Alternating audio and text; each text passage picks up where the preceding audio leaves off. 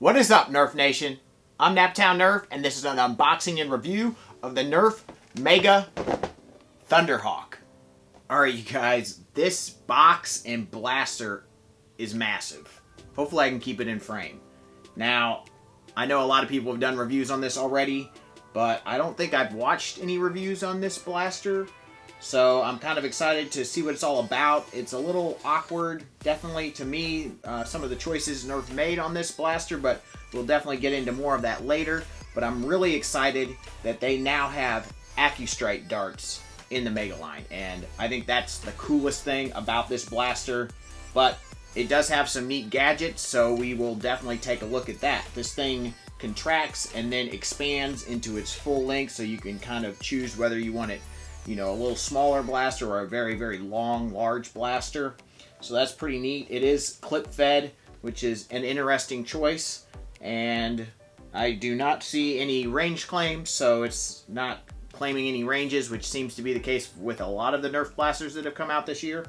Go ahead and check out the back of the box. It does have this interesting bipod here that goes up and down, but the location of that seems to be a little strange to me. It is bolt action, which is kind of cool. So let's go ahead, crack this thing open. Blaster released. There is our harmonica clip. We have our absolutely massive bolt. We have our 10 Accustrike Mega Darts. We have some directions and a pamphlet showing you some blasters that have been released recently. So pretty cool. Alright, went ahead and loaded up the Accustrike darts in the clip, but we will take a look at this real quick.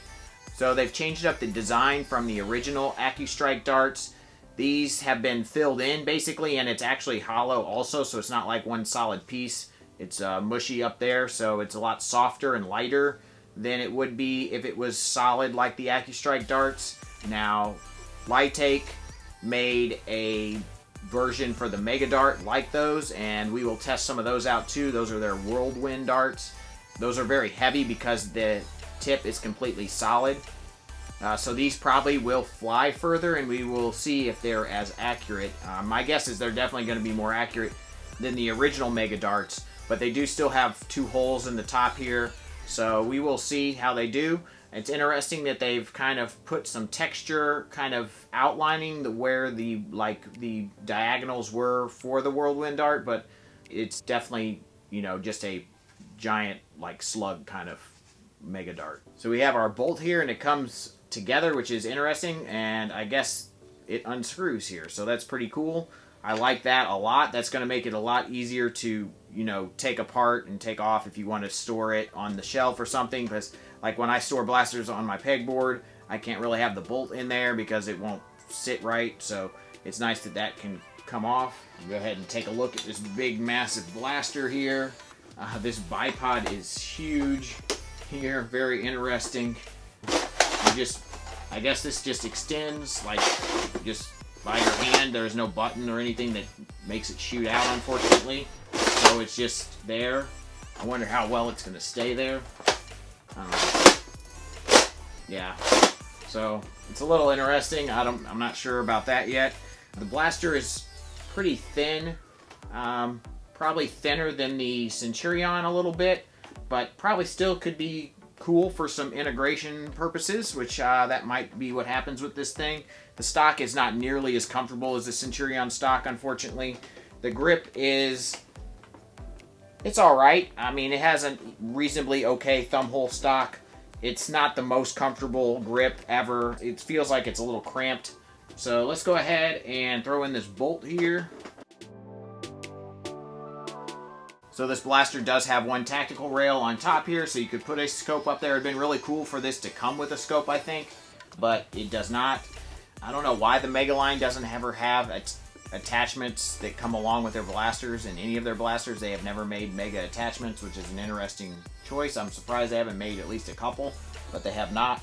You know, the bolt is definitely plenty large. It's overly large, and I really wasn't expecting that, but it's going to give you something very easy to grip and prime. It's a pretty short prime, so you can push that forward, and then we can fire off a dart here.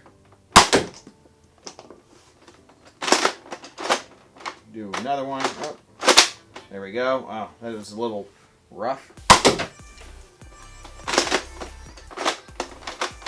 Doesn't want to move that. That's very clunky. Interesting. I'm going to really force it forward to move that clip forward.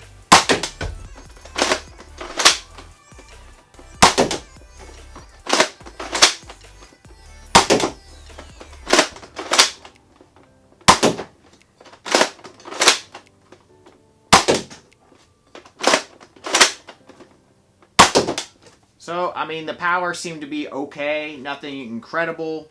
The blaster has a couple sling points, one back here and here.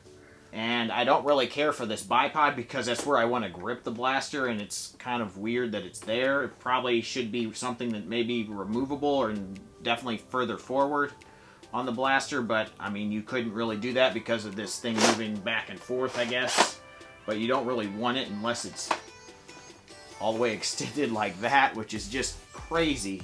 I really don't care for it extended. I much prefer the blaster's look when it's tight in there like that, and this is definitely a lot more practical, but it is a gimmick, so I guess kids might like it like that. Of course, the blaster is completely unpainted on this side, so yeah, nothing exciting happening over there. Let's go ahead and take this thing outside, put it over the chronograph in the range, and see how it's performing. Okay, you guys, let's go ahead and put the Mega THUNDERHAWK over the chronograph, see what kind of performance it's getting, what kind of range it's getting, and how accurate these darts are getting now. I've already lost one of them, unfortunately. I'm sure it's somewhere inside the workroom inside, but when doing the firing demo, I could not track one of those down. So we will be firing 9 of those off, unfortunately, but that should give us a reasonable idea how well they perform. Here we go. 61, 69, 69, 74, 71, 67, 69, 72, last one, 65. And they all seem to fly pretty darn straight. Unfortunately, no whistle with these, but we will try some of the old school Megas along with the Whirlwind darts and see how they compare. All right, went ahead and loaded those 2 types of darts in there, and we'll see how they do. Throw that back through. Here we go. 75, and that went really short.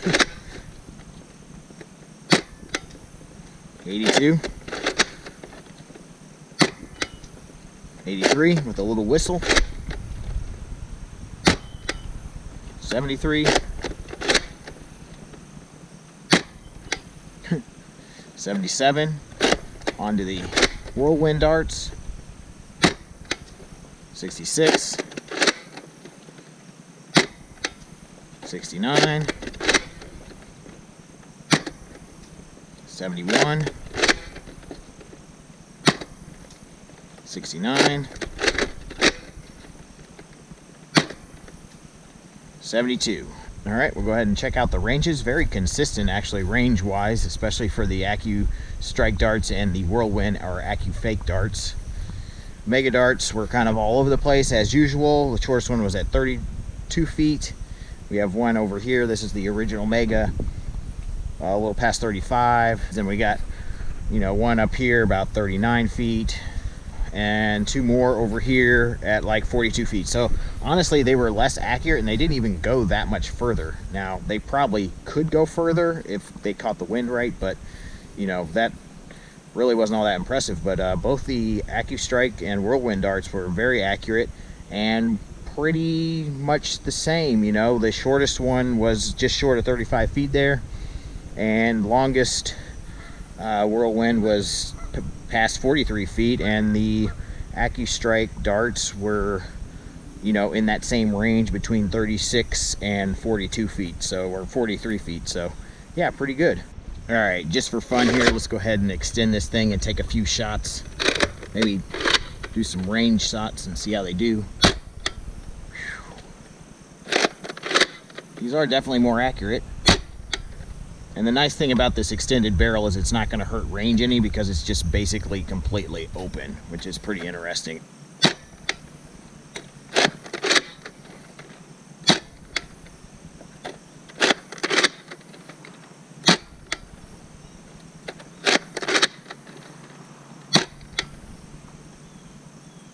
So yeah, well, it's a thing, that's for sure.